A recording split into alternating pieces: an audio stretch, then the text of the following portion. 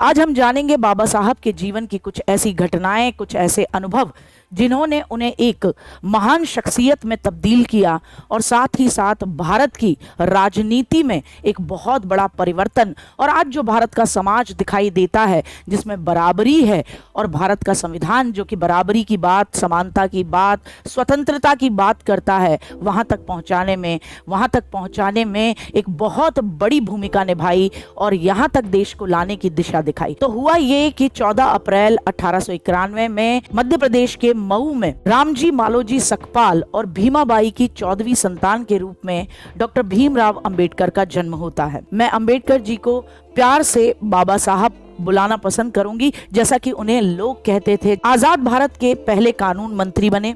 संविधान के निर्माण में उन्होंने एक अतुलनीय योगदान दिया।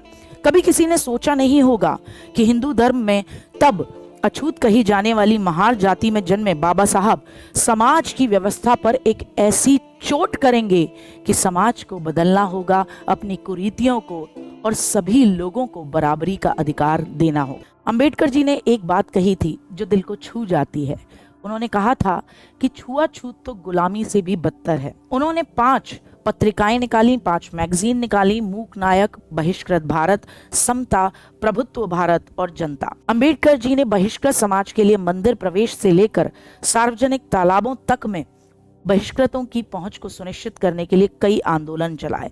एक बहुत ही प्रभावशाली नेता, एक बहुत ही प्रभावशाली राजनीतिज्ञ, एक बहुत ही प्रभावशाली अर्थशास्त्री, सब कुछ होने के बावजूद बाबा साहब ने राजनीतिक जीवन में भी दंश ही झेले। हुआ ये कि 1936 में बाबा साहब ने स्वतंत्र लेबर पार्टी की स्थापना की, जो कि 1937 में केंद्रीय विधानसभा चुनावों में 13 सीटें जीत लेती है। बाबा साहब ने संविधान के निर्माण में 60 से ज्यादा देशों का शोध किया, उनके संविधानों को पढ़ा और उसके बाद बाबा साहब ने यह निश्चय किया कि हम अपने संविधान को देश के लोगों के लायक बनाएंगे, जहां पर देश के लोगों को समानता मिले, महिलाओं को बराबरी मिले, आदर मिले, छुआछूत का विरोध हो, सभी लोगों को चाहे वो किसी भी धर्म, किसी भी जाति के क्यों न हो, उन्हें बराबरी का मौका दिया जाए ताकि देश एक अच्छा देश बन सके। 6 दिसंबर 1956 वो दिन था जब बाबा साहब का महापरिनिर्वाण उनके खुद के आवास दिल्ली में होता है और तब